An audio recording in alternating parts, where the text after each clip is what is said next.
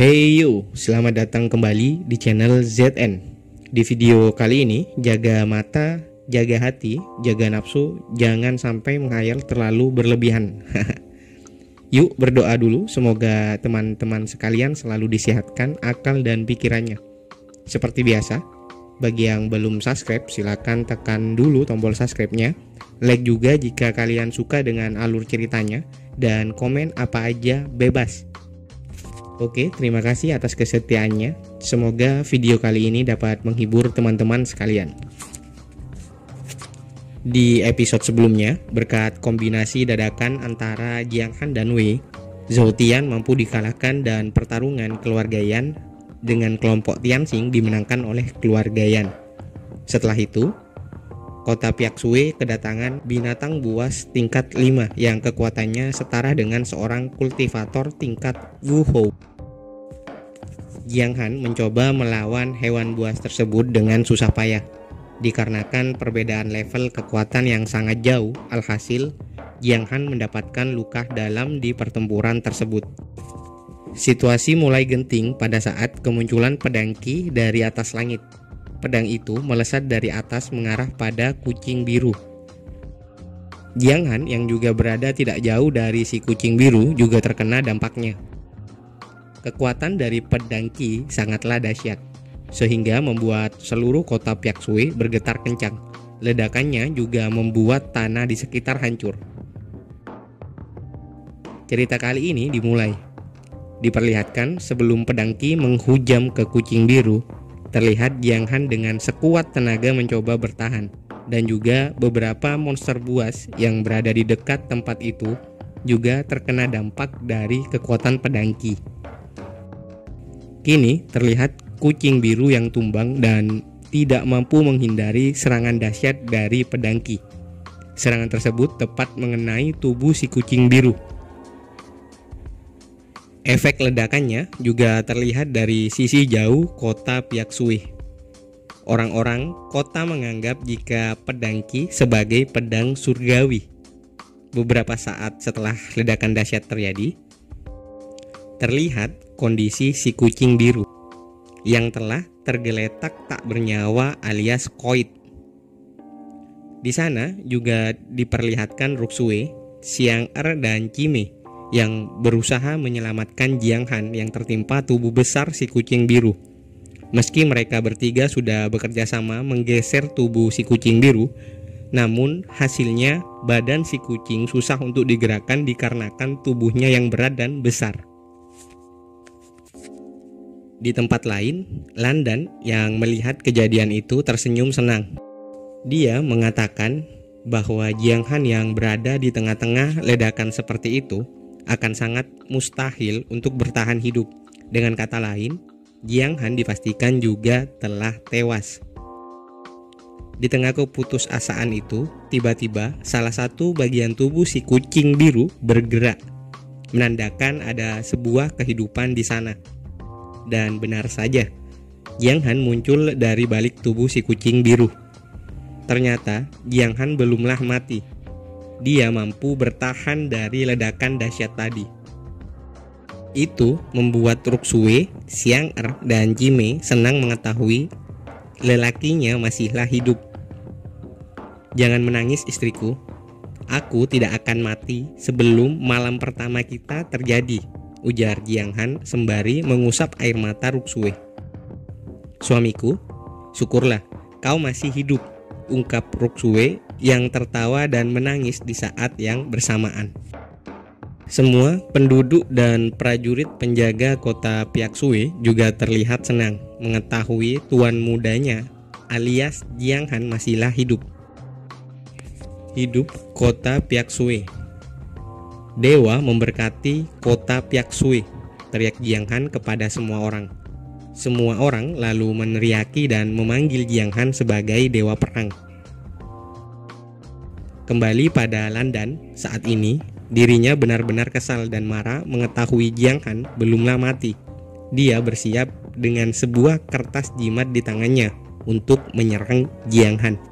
Akan tetapi, tiba-tiba dia merasakan tekanan kuat dari seseorang dan membuat dirinya mengurungkan niat untuk menyerang Jiang Han.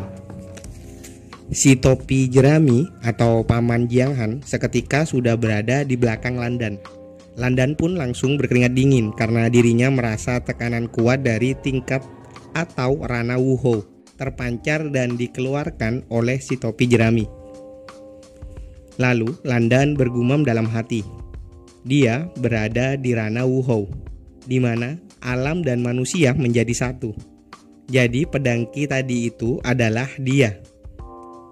Penyatuan alam dan manusia umumnya hanya bisa dilakukan oleh seseorang setelah mencapai keadaan bisa berkomunikasi dengan alam. Di tingkat ini, seseorang bisa meminjam kekuatan dari langit dan bumi. Sejak kapan mereka memiliki master seperti itu? Aku benar-benar tidak dapat melakukan apa-apa lagi, gumam Landan dalam hati sembari melihat si topi jerami yang bergerak menjauh. Kemudian Landan berteriak, "Jiang Han, kali ini keberuntungan sedang memihakmu.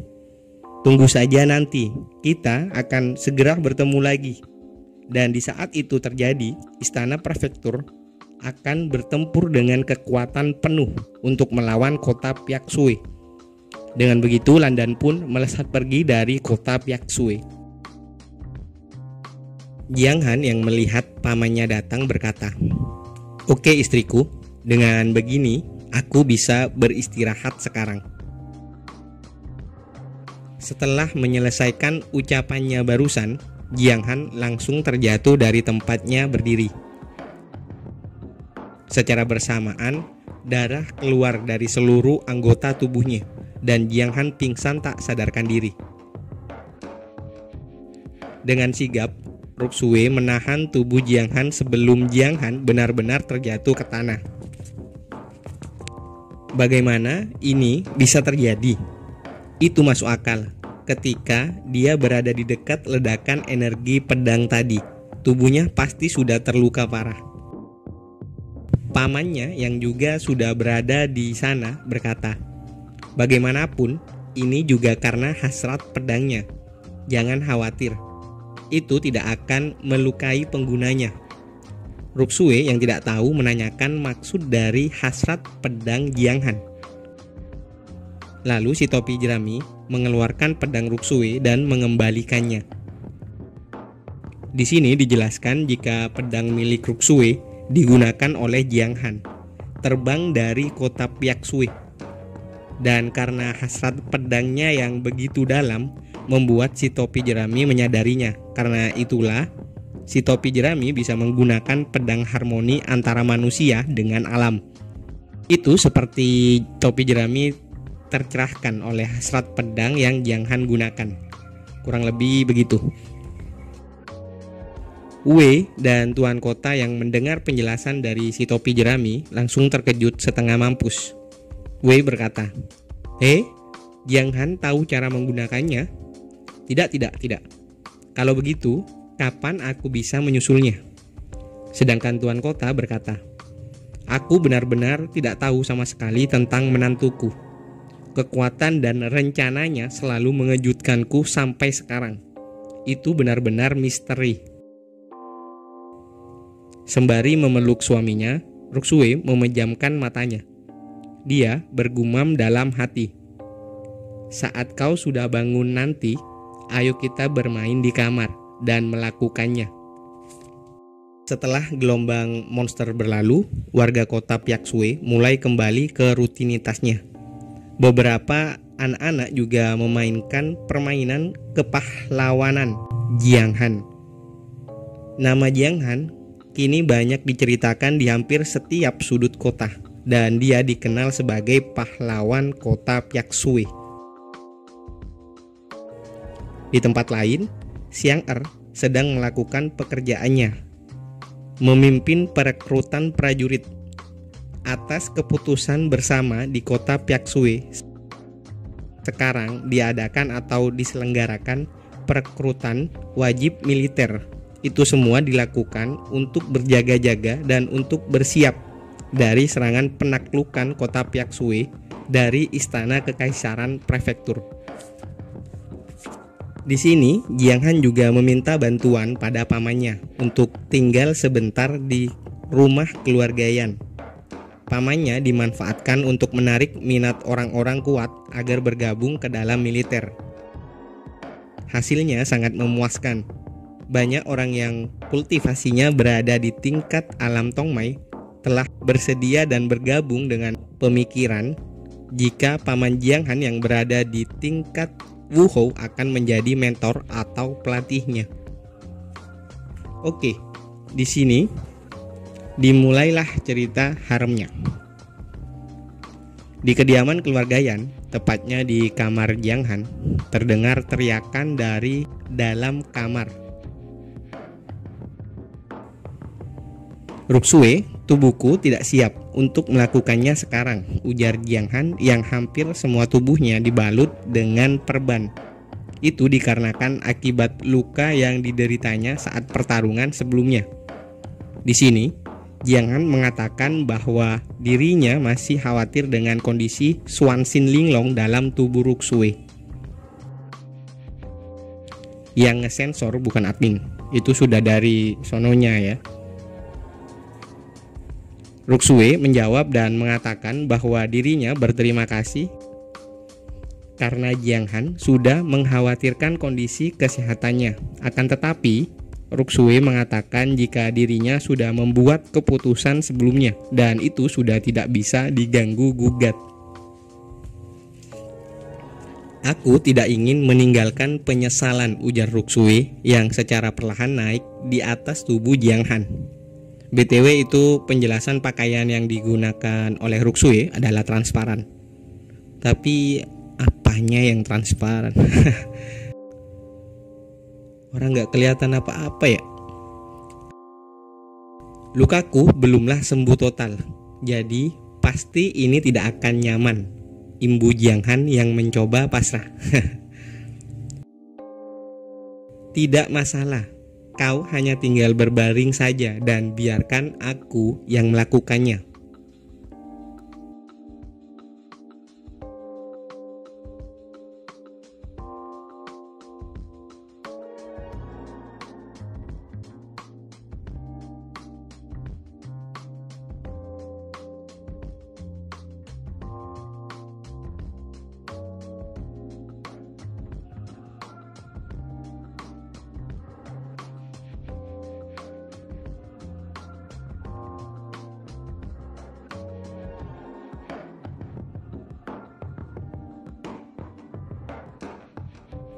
"Istriku, aku sudah tidak bisa menahannya lagi," ujar Jiang Han. "Suamiku, apakah dirimu sudah benar-benar sembuh?" Dengan wajah memerah, Ruksue berkata, "Jadi kau lebih suka gaya seperti ini?"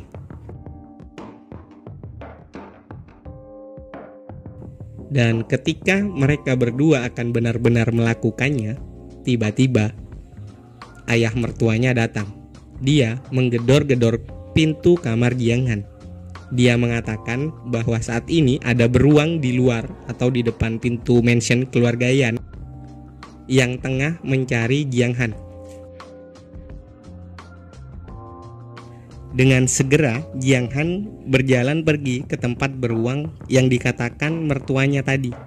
Di sini tuan kota yang melihat Jiang Han berjalan tertati-tati mencoba menanyakan kenapa jalan Jiang Han kok aneh hari ini. Namun Jiang Han berpura-pura tidak mendengar perkataan mertuanya dan terus berjalan menuju tempat beruang. Sedangkan kondisi di dalam kamar Jiang Han yang menyisahkan Ruksue seorang diri, tampak dirinya sedang memikirkan kejadian atau tindakannya barusan bersama Jiang Han. Mukanya memerah karena malu mengingat kejadian sebelumnya.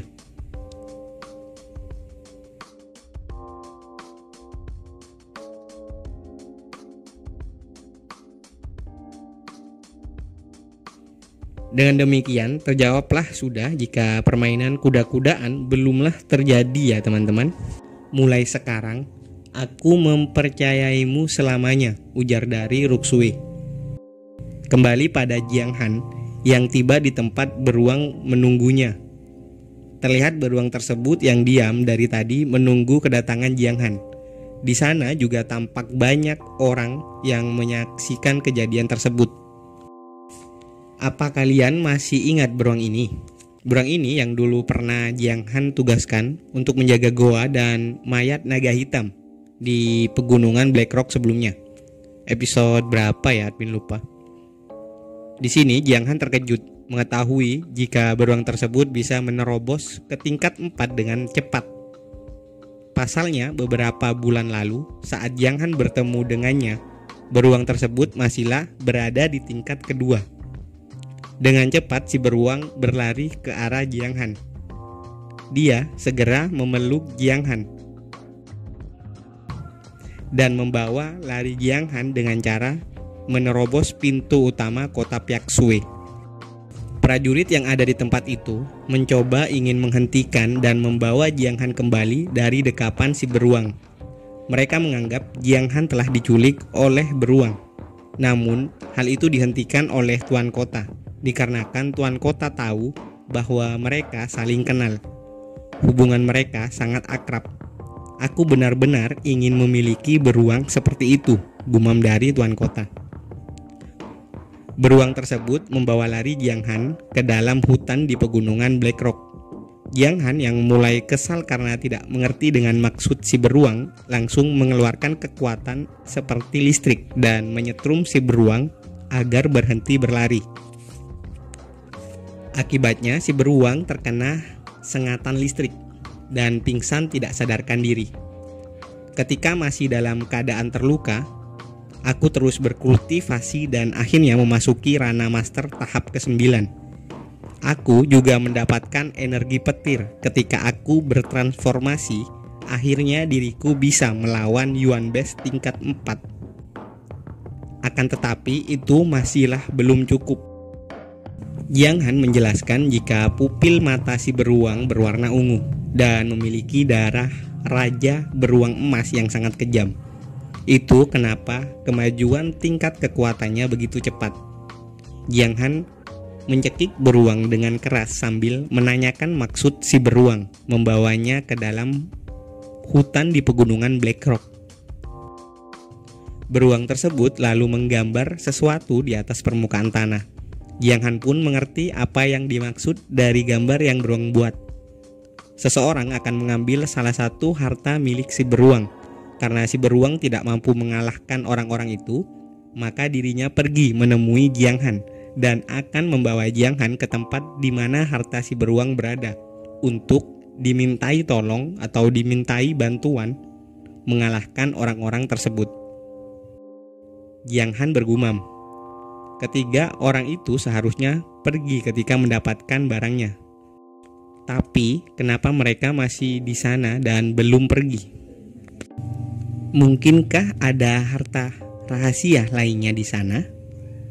Jiang Han bersedia untuk menolong si beruang. Dia langsung menanyakan posisi dari orang-orang yang telah mengambil barang milik si beruang. Si beruang yang paham langsung mengangkat salah satu tangannya dan mengarahkannya ke arah dari posisi orang-orang yang dimaksud tadi. Lalu Jiang Han berkata, "Kau harus melindungiku. Aku akan pergi untuk melihatnya terlebih dahulu." Dengan cepat, Jiang Han keluar menggunakan kekuatan jiwanya dan meninggalkan tubuh aslinya di pelukan si beruang yang terlihat kebingungan. Tidak beberapa lama kemudian, Jiang Han menemukan mereka yang dimaksud. Di sana terlihat 3 orang yang sedang melakukan suatu ritual menggunakan sebuah mantra rune pada sesosok mayat yang hanya tinggal tulang belulangnya saja. Jiang Han mendekati mereka untuk melihat apa yang sebenarnya terjadi. Setelah melihat dari jarak yang cukup dekat, Jiang Han sedikit terkejut. Mereka sedang menuliskan rune pesona jiwa di tempat itu. Pasalnya Jiang Han tidak menyangka bahwa di dunia Tianwu terdapat metode seperti itu. Jiang Han juga mencoba melihat tulang belulang di hadapannya. Menurutnya, tulang tersebut terlihat seperti giok putih. Di dunia ini, mereka atau mayat tersebut sudah dapat dianggap sebagai seorang master tingkat atas pada semasa hidupnya. Jiang Han yang melihat kondisi jiwa yang tersisa ternyata masihlah bagus. Laki-laki tua ini bernama Luo Jiang. Kultivasinya berada di Grandmaster tahap keempat. Si wanita bernama Yang Yusin.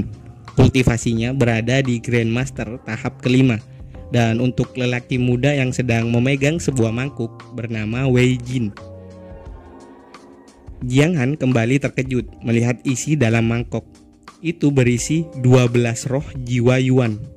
Roh jiwa Yuan dijelaskan sebagai makhluk spiritual yang dapat memadatkan vitalitas langit dan bumi sampai tingkat tertentu. Dan itu hanya muncul setelah ratusan bahkan ribuan tahun pengembunan. Dan pada saat hal itu diserap oleh seorang seniman bela diri, itu setara dengan puluhan bahkan ratusan tahun masa latihan. Jiang Han pun bertekad untuk menjadi kuat dan dapat melindungi orang-orang terdekatnya di masa depan. Dia memutuskan untuk mengambil semua roh jiwa yang berada di 3 orang tadi. Setelah memikirkan cara untuk mendapatkannya, Jiang Han kembali pada tubuh aslinya. Di sana, beruang benar-benar menjaga tubuh Jiang Han. Kini mereka berdua sudah berada di tempat ketiga orang sebelumnya. Mereka menunggu saat yang tepat untuk menjalankan rencananya.